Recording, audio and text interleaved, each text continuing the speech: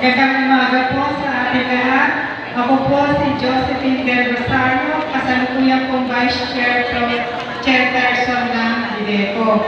At muli po ay kumakandidato sa Board of Directors. Asahan niyo po na patuloy ko po ilalaan ang aking panahon para po matupad ko yung aking mga tungkulin bilang isang opisyalis. Maraming pong salamat.